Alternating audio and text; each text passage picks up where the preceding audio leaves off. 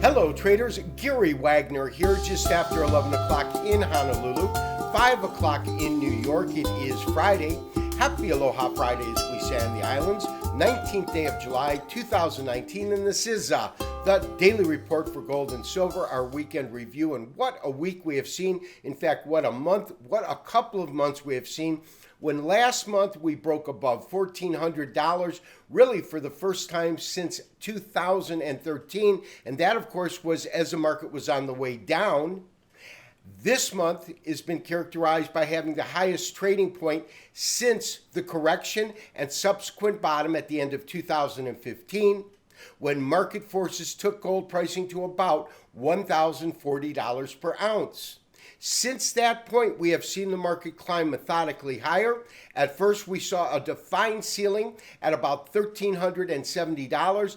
That lasted for almost 3 full years in the marketplace. That all changed last month when we broke above $1,400 and definitively broke to higher ground in recent action, and I'm speaking about the last 2 days of trading. Now, the reason I'm bringing this up is because we did hit some new record highs in trading today when gold traded to a high of $1454.40. However, it closed definitively below that price point and actually closed down a little bit. We'll look at that on the price board, but that's when we really need to stand back and see what has occurred over the last couple of months and put that into perspective of the action we saw today.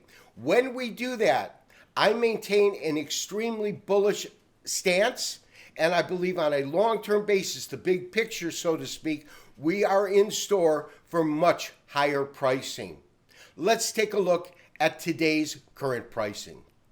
Traders, absolutely no doubt, a very, very interesting day in the precious metals markets, with gold trading to a high today of $1,454.40, trading to a low of $1,421.10, and closing off by $1.60 at $1426.50. Silver really shining today, up about 3 cents, bucking the trend, so to speak, in the precious metals at $16.23 after trading to a high today of $16.62. Platinum and palladium were lower, with platinum in essence unchanged at $849.60 and palladium losing approximately 0.6% at $15.03. Dollar index did cause some headwinds, about 0.4% as that tracked higher at 96.84. Traders, let's take a look at our technical studies. Traders, defined and tremendously large trading range is the overall characteristics when we look at the last 2 days of trading. Although I want to focus on the big picture in a little bit, I do want to start with the most recent activity, what we're looking at, and what effect I think it has had on the market, and whether or not we've sustained any major chart damage as we sold off of the highs achieved today when the market traded to $1454.40. The straight answer is no. I do not believe we have sustained any major chart damage, in that the overall characteristic of the market has been a defined narrowing of range, and we have identified this compression triangle, which is simply a series of lower highs and higher lows, and we did definitively break out of that triangle on yesterday's trading on Thursday and close above that, just slightly. We then opened above that, well above that. The open comes in right here, and although we closed definitively lower than the open, that's the reason we have this large red candle, we did close above this former resistance line, which I now believe can be adequately called a support line. In other words, we do not want to see it break into this former red line, which will probably turn to green on Monday's show. I'll change that before we actually film. We are long this market. We are long about $1.50 above this price point. We have our stop in place at 1401.13. I believe that we will see some increased volatility, but I also believe that we will see some higher pricing. The next defined point that I would like to see on a short-term basis in this market is for gold to be able to trade and effectively close above 1441. Now, it did so in the cash market, and that's simply because of when they defined the open and close to create these daily candlesticks. You can see that on yesterday's trading activity, although towards the end it had closed up near the highs, they had marked it at about 26, right in that area. And today, although we opened well above that price point, we closed definitively below it, but only a small differential between where the market was marked as closed on Thursday and where it was marked on today's trading session. Based on that, my recommendation is to maintain your long position and to maintain your current stop. And traders, with that in mind, I now want to take a look at the big pictures I talk about on today's recap letter, because I think that that is critically important to view recent activity in light of what we have seen over the last 2 trading days, in which we had this extreme new high at 54 and then a defined sell-off from that price point.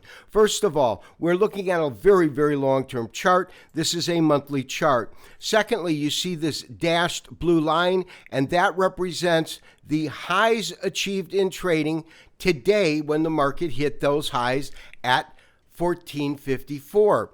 When we do that and we look at the apex, meaning the record high in gold above 1900, we can definitively say that from this point, which occurred at the end of 2011, all the way up to the end of 2016, so a 4-year, multi-year correction, we saw the market roughly lose almost half of its value, considering it was at 1900 and it went down to 1045. From there, it had a defined and sharp move up, but it really stalled at the 0.618% retracement. And the retracement that I'm drawing is simply from this bottom here and the record highs here.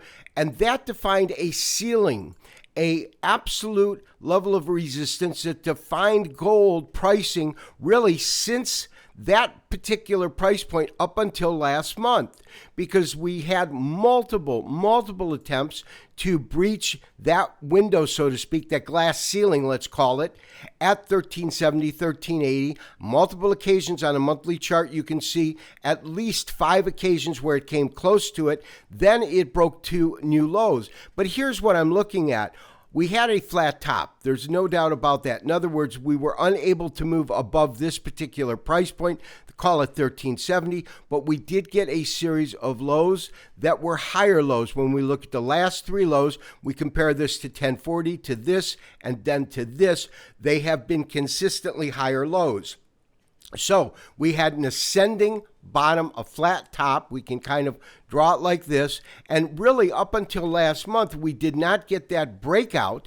And that breakout is so significant when we look at it in that context, because for the first time since gold sold off, hit the bottoms, and effectively had a glass ceiling at 1370, we actually saw gold pricing break above that. And once again, let's draw this line in right here, and we can see that 1379 was the high, it was the ceiling. We couldn't trade above that. Last month, that all changed when we actually traded and closed above $1,400, really for the first time since 2013. And that, of course, was really on the way down as this market began to trade lower. Now, so far this month, and we're about 2/3 the way through, we have a solid up month, meaning we've got a small green candle, we've got a higher high, absolutely a higher low than the previous month. And my sense is that we want to see, as I said, on a short-term basis, a close above the highs achieved in trading today. But on a closing basis, my next target would be 1482. We've talked about that as our defined target. And I do think that overall, we have seen this market perform over the last couple of months in an extremely strong and bullish manner. We broke through a long-standing resistance level. We've traded to higher highs. And even with the volatility that we saw today, when we stand back and look at the big picture, we have to say that that big picture is extremely bullish. This has been Gary Wagner, wishing you, as always, good trading. We will talk to you on Monday for the next daily update and review. Bye-bye.